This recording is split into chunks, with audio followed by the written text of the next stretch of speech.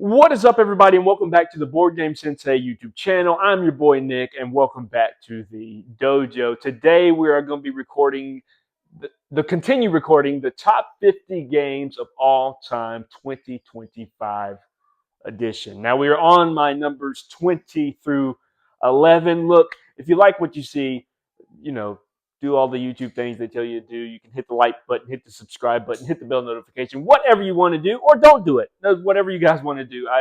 I just want to make this content for you guys, and I hope you guys are enjoying it. So let's go ahead and get started. I'm gonna start off with my number 11. I mean number 20 rather, and let's go down to 11. I'm super excited about this. But for my number 20, we have Unconscious Mind. Unconscious Mind is such a fantastic Euro game. It's a game where honestly, when I got it out to the table, I was a little bit afraid of it. I learned the rules. I was reading the rules. I probably read the rule book probably about 6 or 7 times, and I was so afraid to play this game. But when I got it to the table, I absolutely loved it. Actually, me and my wife played this game probably about 3 or 4 times when we first got the game. I'm glad that this game is in my collection because just playing this game for those 3 or 4 times shot this up to my number 20. So Pub Meeple says, which it makes sense because it is an absolute fantastic Euro game. This is where you are pretty much I guess you would be more of a psychiatrist, and what you're doing is you are um, trying to decipher these dreams and trying to help these clients out. And it is such a crunchy and good Euro. But that is my number 20, and that is Unconscious Mind. Now let's go to my number 19. Man, these games are just going to keep getting better and better as we get to number 1. So we come to my number 19, and that is Dinosaur World. Man, I absolutely love this game. You're going to see that quite often. I talk about that as we go through my numbers 20 to my number 1. But Dinosaur World was one of the first games that I actually got starting in the hobby. And man, is this one such a really fun game. So in Dinosaur World, what you're doing is you're building a dinosaur park, and you're trying to have the best dinosaur park out of all your opponents. And I played this one solo. I played this one with friends. And I played this one at 2 players, and I love this game. And it's one of the first games that I got as I was advancing, if you would, into the hobby. And can I tell you something? This really does remind me of Jurassic Park or Jurassic World. And Pandasaurus Games knocked this one out of the park when it comes to the the dinosaur world or park theme. I don't know how they did it, but they did it, and it encapsulates dinosaur or Jurassic Park rather, or Jurassic World so well. And if you haven't played Dinosaur World, I think you should pick this one up. It's fairly easy to learn, and I think that it's a lot more easier than some people may lead it on to be. But there's just a lot of parts. There's a lot of moving pieces. I love the little Jeeple tours that go along with it. I love the dice, and I love how you can do the DNA and make mini dinosaurs. And I got the Kickstarter version, so this is absolutely the peak of gaming when it comes to Dinosaur World. But my number 19, that's Dinosaur World. Such a fantastic game. Pick this one up if you haven't yet. I'd play the raw and right version. I mean, I'm afraid that one's good too. But Dinosaur World, that's a good one to pick up. That's my number 19, and that is Dinosaur World. Now let's go on to my number 18. And for my number 18, we have Rising Sun. This is my favorite one out of the. Well, let me take that back. This is probably the best one to me in Eric Lang's trilogy of, I guess, uh, the different culture type style area control type games. Now, Ankh, which I have right here, is still really good, but Rising Sun, every time we as a play group or just in general get this one to the table, this one trumps the other two for me, because what you're doing in this one is you are the samurais, the shogun, the whatever it may be, and when it comes to the Japanese culture here, and you are trying to have the greatest honor, right? And you're trying to have the greatest honor, and you're trying to win these 3 eras, if you would, of battle. And man, Rising Sun really captivates the I would say the samurai feel and the kami feel and stuff when it comes to the Japanese culture in that time period, right? But I love the battle system because what you're doing is you are betting underneath behind these player boards and to see who is going to win that battle or win the fight. And man, it is such a very interesting system. And man, this one will never leave my collection. That is for sure. And that is my number 18. That's Rising Sun. Now my number 17 is a game that surprised me that it got on the list at where it is on the list. So let's go to my number 17 and see where that's. My number 17 is Tapestry. Okay, so what do I say about Tapestry? I mean, there's so much to say about Tapestry. Tapestry, I thought, was going to be what it says, a civilization game. Now, this isn't the civilization game that you may be thinking of when it comes to civilizations, right? So this is probably a what 90-minute civilization game, but it with tracks. It's a track game, right? But it is such a good game. You're going up these tracks. You're trying to explore the map. You're trying to gain these tapestry cards and play them and do things so you can get the most points. And you have your little civilization map that you're trying to maximize or trying to be efficient with. And man, tapestry is so much fun. And I always want to get this one to the table whenever we have time for a bigger game. I've been asking my wife, I've been showing my friends this game, trying to get them to learn it because I think Tapestry is just an awesome game. Jamie Stagmeyer did an absolute fantastic job with Tapestry. Now I know there was some trouble there at first where people were complaining about the factions being unbalanced, but they fixed it. They fixed the factions being unbalanced, and I cannot wait to try the fantasies and futures expansion. I cannot wait to try the arts and architecture expansion and the I think it's the ploys or something like that expansion because this game has the potential of rising higher on top of my list next year. And man, I really honestly thought this was going to be higher than what it is. But that is my number 17, and that is Tapestry. So let's go to 16. My number 16 is an absolute blast to play. Now, Wild Tiled West is a tile placement game that I did not think could work. But this game is so good. Wild Tile West, what you're doing again is you are critters and you're trying to build out, if you would, your board in the West, the wild tiled West. And man, oh man, do I love this game as much as you can love a game or like a game, right? So you have these dice that you're rolling and you're picking these tiles from that row or that column where the dice has been placed and you're placing them onto your board and you're wrangling cattle and you're getting bandits, getting rid of bandits. And it is such a good tile placement game that we do not play enough of. If you guys have ever played Wild Child West, you know that this game does something, and did something at that time different than any of the tile placement games that we have seen in the hobby. I mean, from the wrangling to the to the bandits, and it is so interesting and so good. That is why it's on my list, and it's my number 16 game of all time. This game didn't even make my list last year, and boy, oh boy, every time I think about this game, it just makes me want to get it back to the table because this is a unique tile placement game that honestly deserves to be on more lists than what it is. And that's my number 16, Wild Tiled West. Now, I told you guys that I love deck builders. And there are three deck builders that there for a little bit had gotten a lot of clout, right? They've got a lot of time on people's top tens. They got a lot of time up there on the top tens. But there were two specifically that were on a lot of people's lists, and one kind of failed out. So the three you have are Endless Winter, right? You had Dune Imperium, which is still on a lot of people's list, right?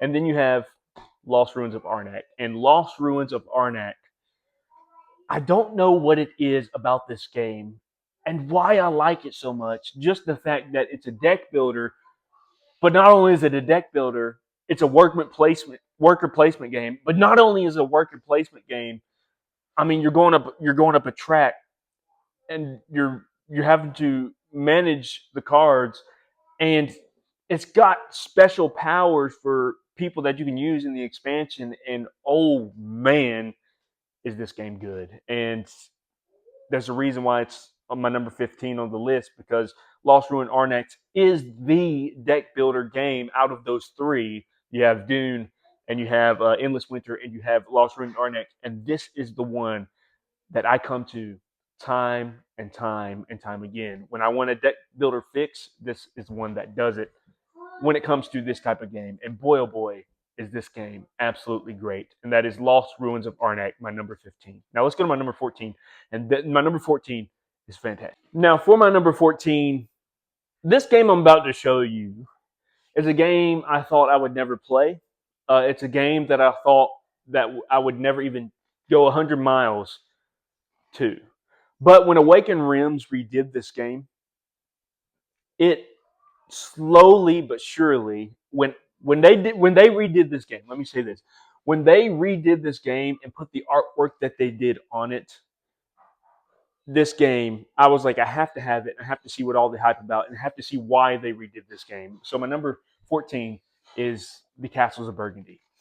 This is on a lot of people's list, and I see why now, and I know why now, right? So the Castles of Burgundy is just so good. It's Stefan Feld at his finest, right? So when you're playing Castle of Burgundy, you just get that feel of, hey, you do this to do this to do this to do this, and you combo it off, and it's just so nice. It's such a good feel. This is such a pretty, pretty version of the game. This is the only version of the game that I have and that I will ever need or want, right? Because this has all that it needs in there. It has all the expansion content in there. It's got the Vineyards expansion, which is really, really fun. But man, Castle of Burgundy is so good. And if there's not much I need to say about this, because all of you know what Castle of Burgundy is, but that's my number 14, Castle of Burgundy. And 13, 12, and 11, these games are almost, either they were so close to the top 10, but they didn't make it there. So let's go to my number 13. So my number 13 game is Wondrous Creatures. If a game ever could make it to the top 10 just by playing it one time, in my kind of view, it would be Wondrous Creatures. Wondrous Creatures is so good to the point where you can play it one time, right? And it can be on anybody's top 10.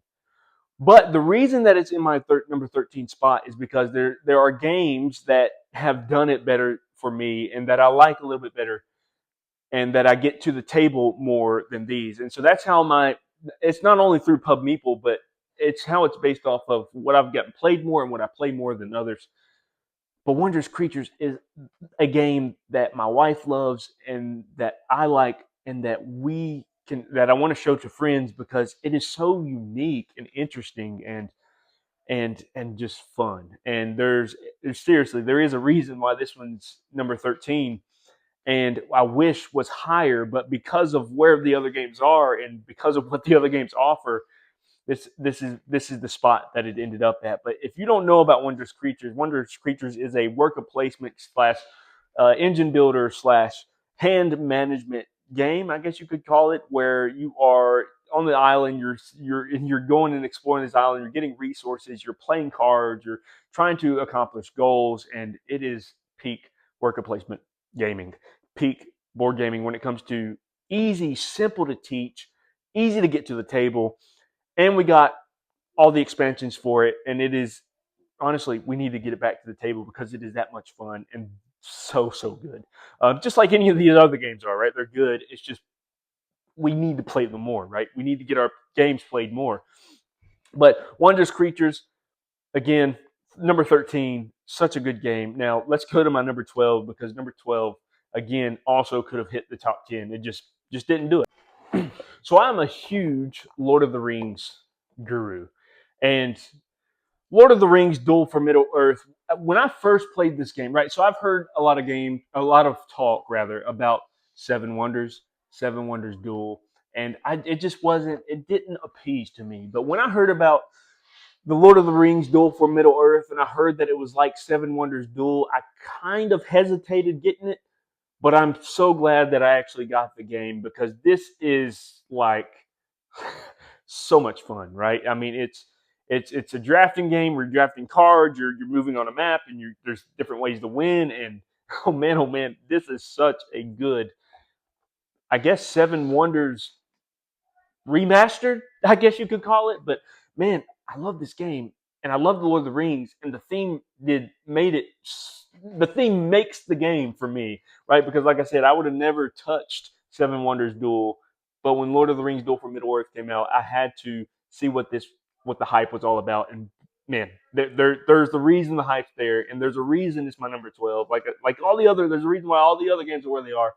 But the Lord of the Rings Duel for Middle Earth is a fantastic game where you are either the free people or you are the Sauron and Isengard and all those guys, and you are trying to conquer. You're trying to gain allies. You're trying to if you're Sauron, the Dark Lord, trying to capture Frodo and Sam. If you're the free people, you're trying to get Frodo and Sam to Mount Doom. It's just the normal Lord of the Rings things. And man, I love this game. Again, it could have reached my top 10, but it just didn't make it there, which it's sad. But maybe next year, right? Maybe this game will hit there next year. But that's my number 12, and that is Lord of the Rings Duel for Middle Earth. Now, my number 11 is a game. I'm gonna go ahead. I'm gonna go ahead and tell you what my number. I'm gonna go ahead and tell you what studio it's from. It's from Ivy Studios, and man, this game hits every time, and it literally almost crossed the threshold to my number 10. So let's go check out what my number 11 is. So for my number 11, look, I have a whole Calyx cube full of Ivy Studios games. Actually, a couple, right? Well, just one right now, but Ivy Studios, they have great design products. They have great games, right? They're so much fun. And for my number 11, this game almost crossed the threshold to number 10. And that number 11 is Mythic Mischief. Man, guys, if you have not played Mythic Mischief, what are you doing? Stop everything, go play it. What this game reminds me of, have you seen Monsters University, where in Monsters University they're playing the games and they're in the library and they're trying to get away from the librarian? This is what that reminds me of. You are little mischievous kids in a school, in a monster school, and you're trying to collect these tomes, and you're trying to hide from the tome keeper, is what they call it here. And man, oh man, is this game so good! And there's a volume 2 that I have on the way, and I'm super excited about it. And I cannot wait to get this one back to the table. But Mythic Mischief is so fun. It's an interesting take, right? It's an interesting take on game. It's actually a game that I've never seen a game do with what Mythic Mischief does. And I mean, I cannot play this game enough. It's just really good. And haven't played it solo yet. Looking forward to trying that out. But that's my number 11, and that is Mythic Mischief. Guys, I want to thank you for watching. Uh, if you like what you see, do all the things that you do on YouTube. And if you don't, just comment down below. Tell me what you think. Tell me what I need to fix. Tell me what your favorite games is, for what your top 20 to 11 is. And look, I'm looking forward to making the numbers 10 through 1. That is where the peak gaming comes from. And I can't wait to get that video out for you. Thank you guys for watching, and I'll see you guys on the next one.